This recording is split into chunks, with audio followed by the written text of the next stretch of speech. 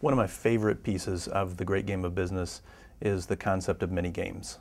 I don't know if it appeals to my kid at heart, but it really seems like a great way to keep people engaged and involved in small victories while trying to tackle really big goals. How'd you come up with this concept and how to use them today? I think a game is an accelerated learning process, right? I mean, I think a game tricks people into learning.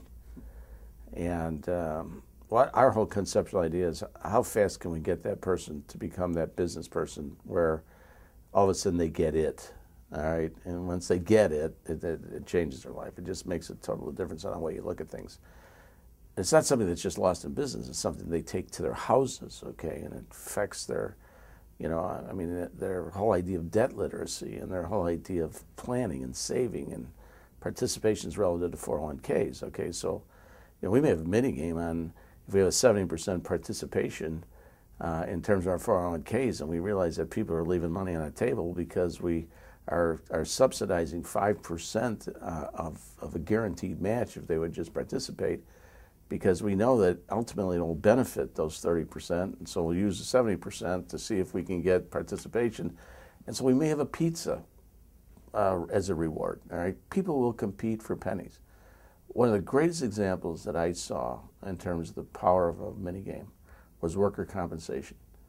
And it had to go back to 1987. If anybody was around in 1987, will realize that worker comp was getting out of hand, all right? But worker compensation was just a hidden item on a general ledger, okay? Nobody had any ownership on workers' comp. But what was phenomenal was that the people out in the organizations would go slide into a third base on a Sunday, maybe twist their ankle, and instead of going to the hospital right from the baseball field, they would then come into work and say, oh, I tripped over a pallet, okay? And they didn't realize that had they gone to the hospital, we would have paid it on our health care program anyways. But when you come to work, now what happens, it affects your mod rate, and you still have to pay the hospital tab.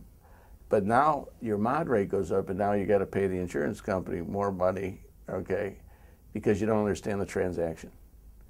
So what we did was, one year we ended up with like a $250,000 expense on workers' comp.